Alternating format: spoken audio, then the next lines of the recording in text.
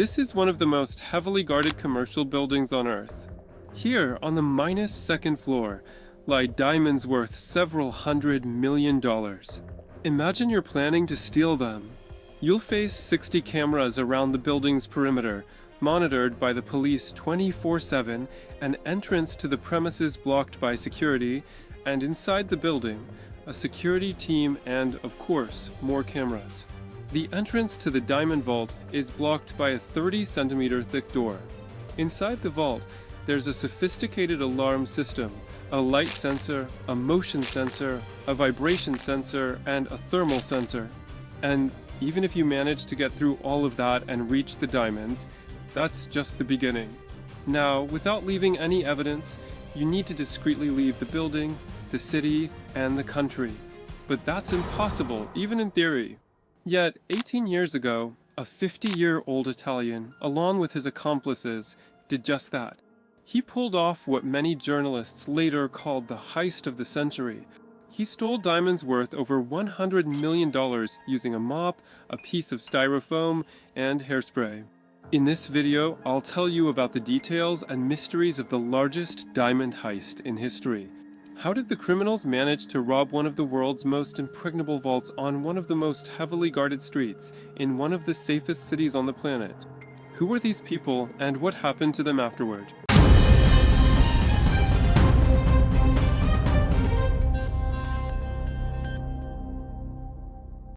It was spectacular. I'm not talking about the intro, but about the details of the heist that took place almost 20 years ago. Even today, this crime raises no fewer questions and mysteries than answers. One thing is certain, these guys stole more diamonds than anyone in history. Even if the plot of the movie Ocean's 11 had happened in real life, it wouldn't have been as cool as the story of this heist. And we're going to break it down in the smallest details. So, the action takes place in the small Belgian city of Antwerp on February 17th, 2003, a Monday. It's 7:30 a.m. Detective Patrick Pays is getting ready for work. At that moment, he gets a call from the local police station.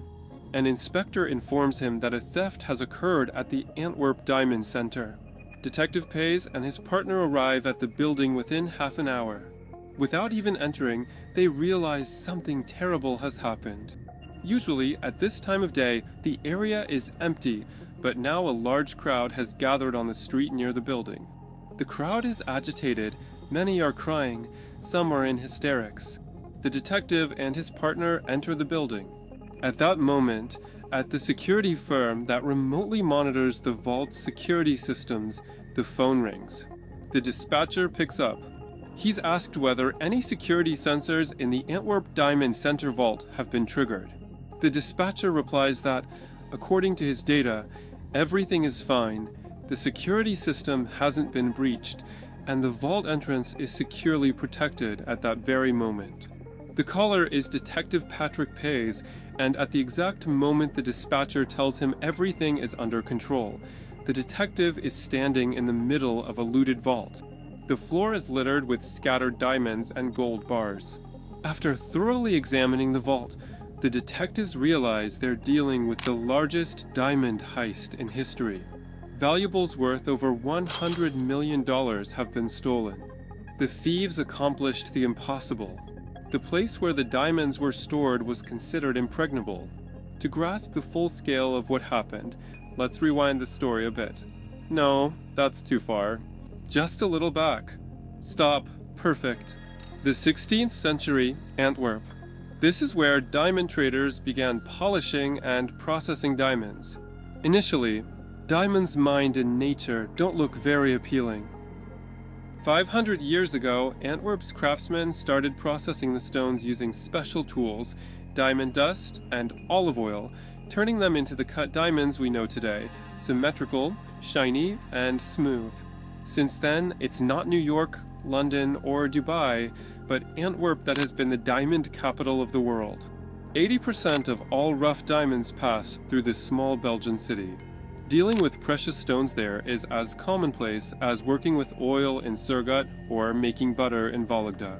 In the 1990s, Antwerp even established the world's first police unit dedicated solely to crimes involving precious stones, the so-called Diamond Squad. They mostly dealt with smuggling. For example, a big event was the capture of a smuggler nicknamed Mr. 3,000 Carats. He was caught transporting 3,000 carats of diamonds inside his body. If you're not well versed in jewelry, you'll be shocked to learn that 3,000 carats weigh over half a kilogram, roughly the size of a tennis ball. But back to Antwerp. Essentially, all the activity related to gems is concentrated in the so-called Diamond Quarter. These are 3 small streets lined with dull office buildings. Here, people only buy, sell, and process diamonds. Every day, gem traders from around the world walk these streets: Indians, Jews, Chinese, people from Africa.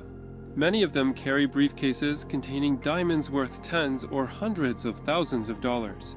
No one would ever think to grab one of these briefcases and run. It's simply pointless. The security measures in the Diamond Quarter are unprecedented. That's how they were in the early 2000s. Entry to the district was restricted. There were security checkpoints that allowed only a few vetted vehicles. Otherwise, everyone walked. 60 cameras were installed across the 3 small streets, monitored by the police. If someone entered the district, their every move was recorded on video. During working hours, the area was patrolled by uniformed police officers. It was in this kind of place that the Antwerp Diamond Center stood. Everyone entering the building scanned their badge and was checked by security. Sneaking inside unnoticed was impossible. The building, naturally, was full of surveillance cameras. The vault, the centerpiece of the Diamond Center, was located 2 floors underground. A massive iron door, 30 centimeters thick and weighing 3 tons, blocked the entrance to a small square room. Inside were a couple hundred individual safe deposit boxes where the building's tenants stored their valuables worth hundreds of millions of dollars. You could only access this room if you had a box. The vault door was opened by security in 2 stages, a 4-digit code and a physical key accessible only to the guards. There were no surveillance cameras inside the vault itself to protect client privacy. However, there were plenty of other security measures. Motion and thermal detectors scanned the space, picking up the slightest temperature changes. In simple terms, no one could be there unnoticed. There was also a seismic detector, primarily designed to detect drill vibrations if someone tried to break into the vault or one of the safes. A light detector on the ceiling caught any light source at night when the building was empty. Additionally, special magnets near the door connected only when the door was closed. The connection between them was remotely monitored by a security company. If the connection was broken during non-working hours, the company would immediately receive a signal, notify the police, and within minutes, the vault would be swarming with officers. In short, robbing this place was impossible. Yet, on February 17, 2003, everything changes. Stunned detectives stand in the middle of an empty vault. After thoroughly studying the crime scene, the police have no leads. No one knows how the thieves got inside. No one knows how they left the building.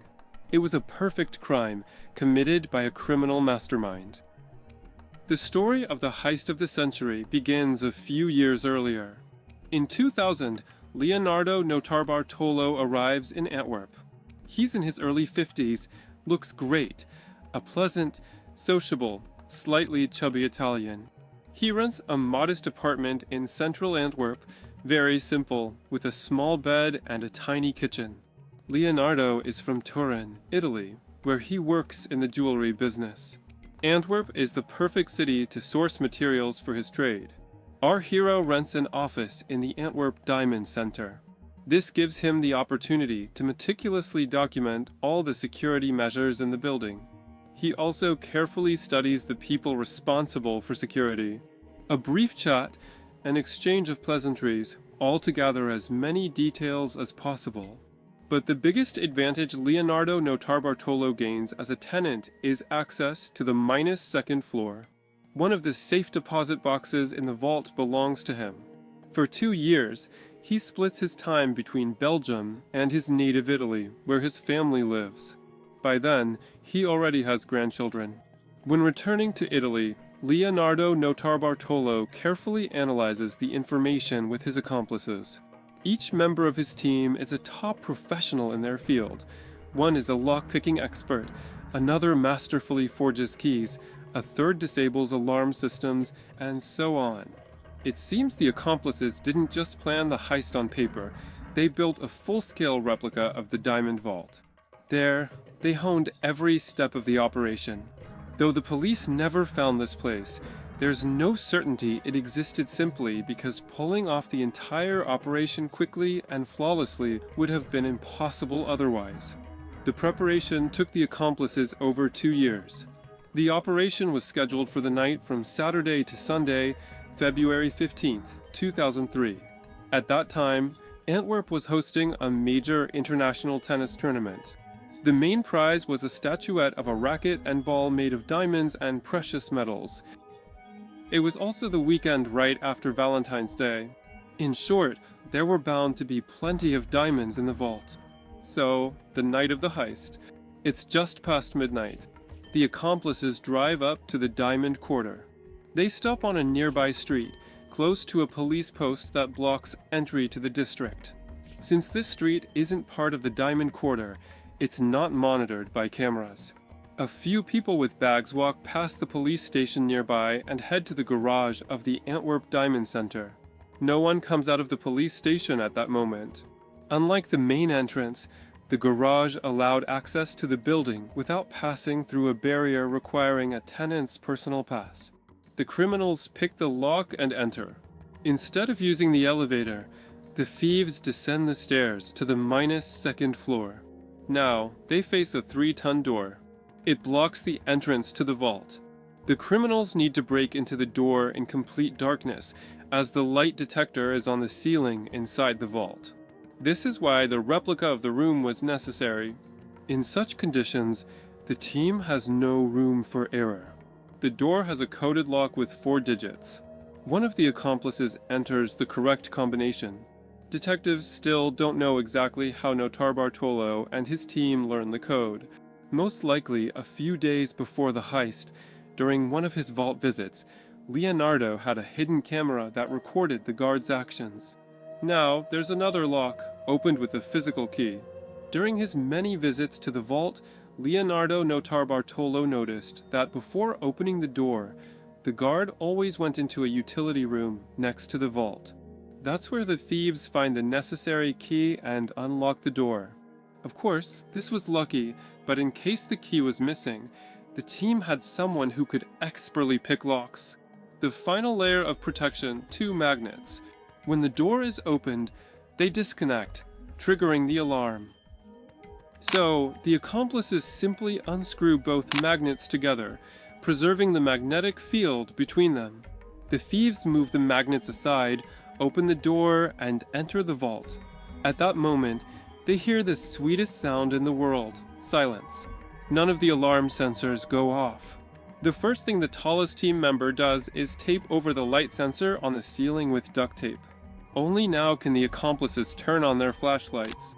Up to this point, everything happened in pitch darkness. Wait, what about the other sensors? Why didn't they go off? That's the question the most attentive among you are asking. And here's where the principle applies. All genius is simple. A couple of days before the heist, during one of his vault visits, Leonardo Notarbartolo brought hairspray. When he was alone, he coated the heat and motion sensors with it. This was supposed to disable them for a while. The idea worked. The catch was that the accomplices didn't know how long the hairspray would last. The sensors could start working again any second. So, the thieves pull out a pre-prepared mop, attach a piece of styrofoam to it, and set the structure in front of the heat and motion sensors. Now they definitely won't go off. The rest is a matter of technique. The thieves break into the safes, take the contents, and pack them into bags. After a few hours, having emptied over half the safes, they finish the operation. Why did the thieves stop at half? Simply because they couldn't carry more. Don't forget, they came on foot, and had to leave the same way. The thieves even left some of their tools at the crime scene. When you have the choice to take an extra piece of gold or a crowbar, no one chooses the crowbar. With the bags packed, the accomplices are ready to leave. But first, they need to address one more issue. Remember the round-the-clock surveillance cameras inside the Diamond Center? During preparation, Notarbartolo learned that no one monitors them live 24/7 on weekends. The cameras simply recorded footage, which the guards reviewed on Monday. All the accomplices need to do is take the recordings. After doing so, the thieves leave the building the same way they came. At this point, the group splits up. Some get into a car while the others disperse. They agree to meet in Italy in a few days. On February 17th, 2003, just over 24 hours after the heist, the detectives realize they've hit a dead end. No leads, no traces, no witnesses. Clearly, only criminal masterminds could pull off such an operation. The people who robbed the Antwerp Diamond Center were members of the so-called Turin School, an organization of highly experienced thieves. They mainly specialized in stealing jewelry. This organization was something like Fight Club. The main role of the Turin School was never talk about the Turin School. Thieves from this group used extremely sophisticated methods, applying knowledge of engineering, physics, and other sciences. They meticulously calculated and planned all their operations. At the very moment when the detectives realize that solving the crime is nearly impossible, they receive an unexpected call from a police station in a small town 50 kilometers from Antwerp. This call changes everything. A pensioner named August Van Camp lived near Antwerp. He owned a small patch of forest near a busy highway. He walked there every day. The local police often received calls from Mr. Van Camp complaining about trash, presumably thrown from cars passing by. On this day, February 17th, Mr. Van Camp discovers a pile of trash in the forest. He immediately calls the police. Used to such calls, the police listen to the old man indulgently. But when he mentions that among the trash are money and precious stones, the police head to the scene. The thieves assumed the place where they dumped the trash was completely safe, a remote forest near a highway. Who would find it?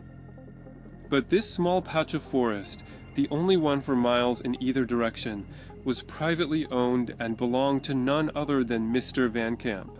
Despite the thorough planning and meticulous approach the Turin School was known for, instead of destroying the trash, they simply threw it out. The police spend the next few days examining the trash. Besides documents from the Antwerp Diamond Center and currency from various countries, they find small green stones and food remnants with DNA traces from unidentified individuals. Among the trash is an intriguing document. It contains the details of a company that rented an office in the Diamond Center. The head of this company was Leonardo Notarbartolo. The police discovered that the safe deposit box in the vault belonging to Leonardo Notarbartolo was not broken into during the heist. Additionally, a document from his company could have ended up in the thieves' trash. Among the discarded items, the police also find cassette cases, presumably for recordings from surveillance cameras, but the cases are empty. The detectives reasonably assume the recordings might have been discarded nearby. After combing nearly 30 kilometers of forest, the police find several cassettes. Over a dozen detectives gather in a room. They insert a cassette into the player and eagerly watch the screen. They're about to see the thieves' faces. A few moments later, porn starts playing on the screen. It turns out the cassettes found in another part of the forest weren't the missing recordings from the cases. It was just regular pornography discarded by someone else. Nevertheless, the lead with the documents in Leonardo Notarbartolo's name yields results. The police search his empty office and then visit his apartment. There, among other things, they find small green stones on the carpet. Thanks to the evidence found in the trash, the police managed to arrest 4 people involved in the crime, including Leonardo Notarbartolo himself. During interrogations, none of the suspects say a word. By court ruling, Leonardo Notarbartolo was sentenced to 10 years in prison. His accomplices received shorter sentences. Leonardo was released early in 2009, 6 years after the heist. At that time, he gave his only interview, in which he shared a bit about his background. Leonardo Notarbartolo committed his first theft at the age of 6. His mother gave him money and sent him to buy milk. In the end, young Leonardo brought back not only the milk, but also more money. It turned out that during his visit, the milkman had fallen asleep, and the boy, seizing the opportunity, stole from him. Despite punishment from his parents, Leonardo continued his criminal career. In elementary school, he stole money from teachers' bags. In his teens, he moved on to car theft. By his 30s, Leonardo Notarbartolo began assembling a team of unique professionals, each mastering specific skills, from lockpicking to disabling alarms. The Antwerp Diamond Center heist became their masterpiece. Detective Patrick Pays still wonders why these intelligent and talented people devoted their lives to crime. Each of them could have had an incredibly successful career doing something great for society. And that's far from the only question that remains unanswered nearly 20 years after the heist. It's unclear who the mastermind was or who financed the operation. 2 years of preparation, building a replica of the vault, and paying the accomplices, all of this cost a fortune. According to unconfirmed information, Leonardo Notarbartolo's brother was a key member of the Sicilian mafia. He allegedly initiated the operation, covered the expenses, and ultimately took most of the profits. But this is just a hypothesis. It's also unclear where the other participants of the heist are. DNA from other individuals was found on the evidence. Detectives believe about 10 people were involved in the operation, but only 4 were caught. And the main question that haunts everyone: where's the money? By rough estimates, the thieves took diamonds and other valuables worth over $100 million. No one knows the exact amount. Many of those who lost their diamonds never reported it to the police. The thing is, much of the diamond trade still happens in the shadows. That's how the diamond world works. Tracking the path of specific stones and identifying them is impossible. Most likely, the stolen gems were sold either by the heist participants or its masterminds. Ironically, the stolen diamonds could have ended up back in Antwerp and re-entered the market. So, if any of you own diamond jewelry, there's a chance those stones were stolen in Antwerp on February 15th, 2003. Thanks for watching till the end. Don't forget to subscribe to the channel, hit the bell, and see you in the next video.